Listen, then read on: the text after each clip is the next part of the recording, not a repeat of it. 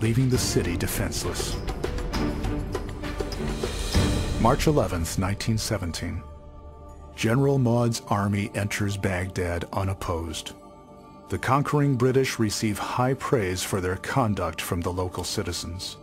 One Ottoman historian will write, "Though this was the 30th time that Baghdad had fallen to a conqueror, never before had the event passed off so quietly."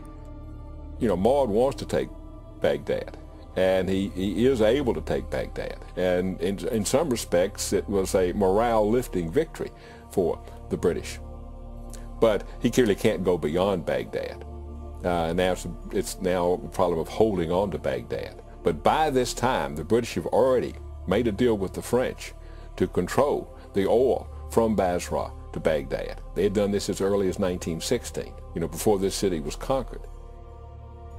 With summer on the way, carrying all of its bugs and diseases, and with supply lines stretched thin, Maud decides to keep his men dug in around Baghdad. They will roast in the unbearable heat, but at least they won't be fighting. In the spring of 1917, on the Palestine front, General Murray sends his massive army forward to capture the city of Gaza and its badly needed water wells. The Ottoman Fourth Army has established a strong defensive position on a line from Gaza to the town of Beersheba, protected on its left flank by the Judean hills. On March 26th, the British advance and fight hard to gain much ground, losing many troops along the way.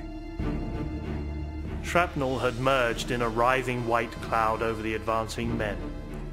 They plodded out of a haze of earth and smoke only to disappear into another barrage. Every yard must have seemed death to them. Some thousands of the poor chaps bled on that day. By the afternoon, Gaza is almost completely surrounded, with the Turks preparing to give up the town.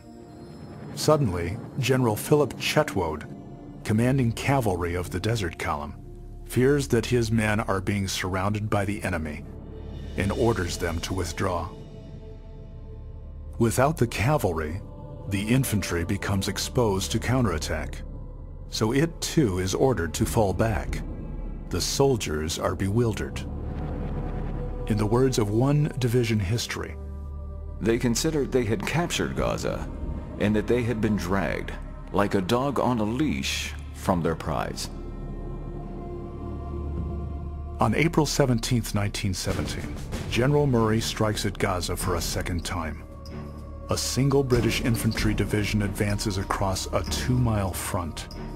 The fighting goes on for 3 days, but one division isn't enough, and thousands of soldiers die trying to break the Turkish line.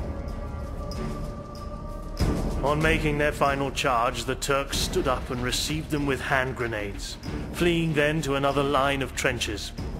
Our poor chaps occupied the trench for a time, and then the Turks attacked with fixed bayonets, killing or capturing nearly every man. The only reason the Turks do not counterattack is because they are low on ammunition.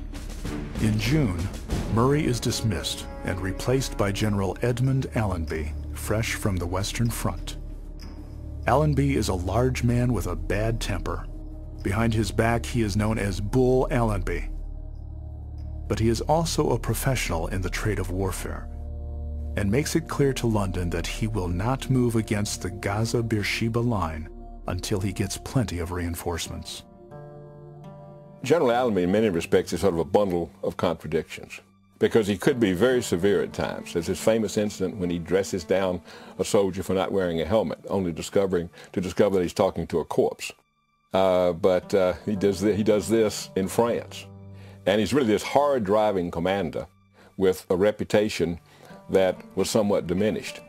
But when he comes to the Palestine front, he's going to get a brand new start.